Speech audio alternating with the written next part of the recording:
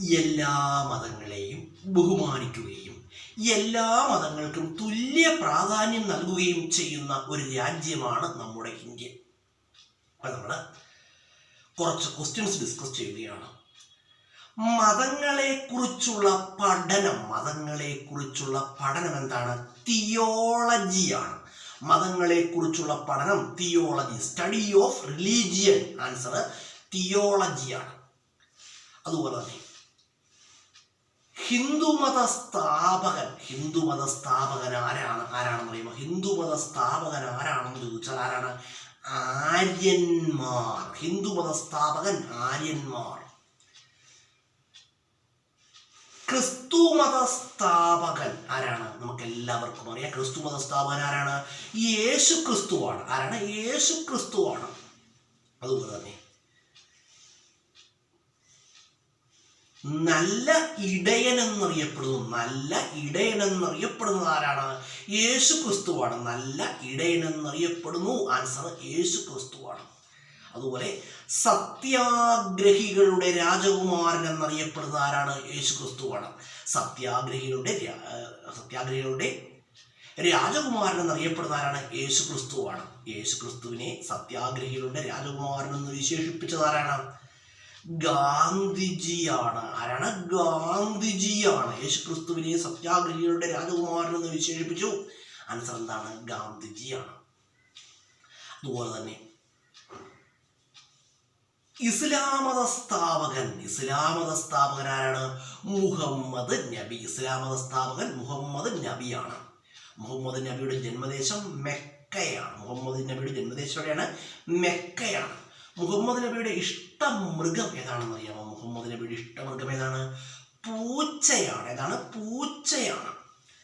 അതുപോലെ ബുദ്ധമത സ്ഥാപകൻ ആരാണ്? ബുദ്ധമത സ്ഥാപകൻ ശ്രീബുദ്ധനാണ്. ബുദ്ധമത സ്ഥാപകൻ ശ്രീബുദ്ധന്റെ ആദ്യകാല പേര് എന്തായിരുന്നു? സിദ്ധാർത്ഥൻ. എന്താണ്? സിദ്ധാർത്ഥൻ. അതുപോലെ തന്നെ ശ്രീബുദ്ധന് ജ്ഞാനോദയം ലഭിച്ച സ്ഥലം ഏതാണ്? ബോധഗയ. ശ്രീബുദ്ധന് ജ്ഞാനോദയം ലഭിച്ചത് ബോധഗയയിൽ വെച്ചാണ്. ബോധഗയ ബീഹാറിലാണ്. അതുപോലെ ബോധഗയയിലൂടെ ഒഴുകുന്ന നദി ഏതാണ്? നിരഞ്ജന. ബോധഗയയിലൂടെ ഒഴുകുന്ന നദി ആൻസർ നിരഞ്ജന. അതുപോലെ ജൈനമത സ്ഥാപകൻ ആരാണ്? വർത്തമാന മഹാവീരൻ. ജൈനമത സ്ഥാപകൻ ആൻസർ വർത്തമാന മഹാവീരനാണ്. അതുപോലെ സിക്കുമത സ്ഥാപകൻ ഗുരു നാനാക്ക്. സിക്കുമത സ്ഥാപകൻ ആരാണ്? ഗുരു നാനാക്ക്. അതുപോലെ ദിന്നിലാഹി എന്ന മതം സ്ഥാപിച്ചത് ആരാണ്? മുഗൾ ചക്രവർത്തിയായ അക്ബറാണ്. കേട്ടോ, ഓർത്ത് വെച്ചോളുക. ദിന്നിലാഹി എന്ന മതത്തിന്റെ സ്ഥാപകൻ ആൻസർ എന്താണ്? ആൻസർ ദിന്നിലാഹി എന്ന മതം സ്ഥാപിച്ചത് അക്ബറാണ്. അപ്പൊ ദിന്നിലാഹി എന്ന വാക്കിന്റെ അർത്ഥം എന്താണ്? ഉദാത്തമായ ഏകദൈവ വിശ്വാസം. പാഴ്സി മത സ്ഥാപകൻ ആരാണ്? സ്ഥാപിച്ചാരാണ്? സൊറോസ്റ്റർ. ആരാണ്? സൊറോസ്റ്റർ. അദ്ദേഹം ഒരു ഇറാനിയായിരുന്നു. സൊറോസ്റ്റർ ഒരു ഇറാനിയായിരുന്നു.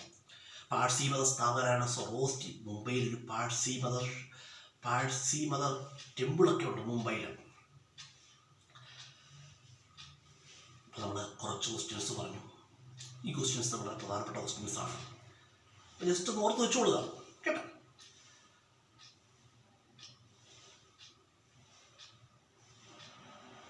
നമ്മൾ ജീവിതത്തിൽ മനസ്സിലാക്കേണ്ട ഒരു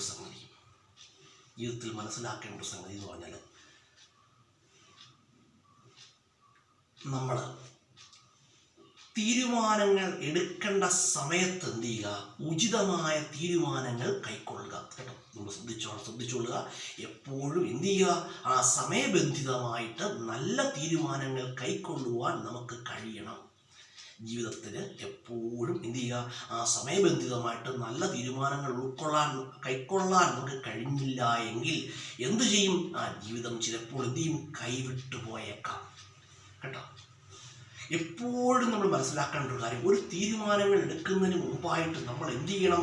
നല്ലതുപോലെ ആലോചിക്കുക. നല്ലതുപോലെ ആലോചിച്ചതിന് ശേഷം മാത്രമേ എന്ത് പാടുള്ളൂ?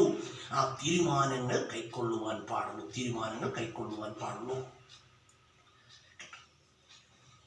നല്ല തീരുമാനങ്ങൾ എടുക്കാൻ എപ്പോഴും നമുക്ക് എന്തുണ്ടായിരിക്കണം? പ്രാപ്തി ഉണ്ടായിരിക്കണം. നമ്മുടെ മനസ്സിന് പ്രാപ്തി ഉണ്ടായിരിക്കണം കേട്ടോ. അതിനായിട്ട് നമ്മുടെ മനസ്സിനെ ഡെവലപ്പ് ചെയ്യണം.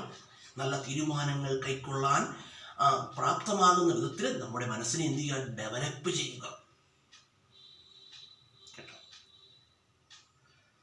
നല്ല തീരുമാനങ്ങൾ എടുക്കുക. നമ്മൾ എപ്പോഴും തീരുമാനങ്ങൾ കൈക്കൊള്ളുമ്പോൾ എന്ത് ചെയ്യണം? നല്ല തീരുമാനങ്ങൾ കൈക്കൊള്ളുമ്പോൾ അതെപ്പോഴും നമ്മുടെ നമുക്ക് അഭിവൃദ്ധി ഉണ്ടാകുന്ന തീരുമാനങ്ങളാണ് എന്ത് ചെയ്യേണ്ടത്?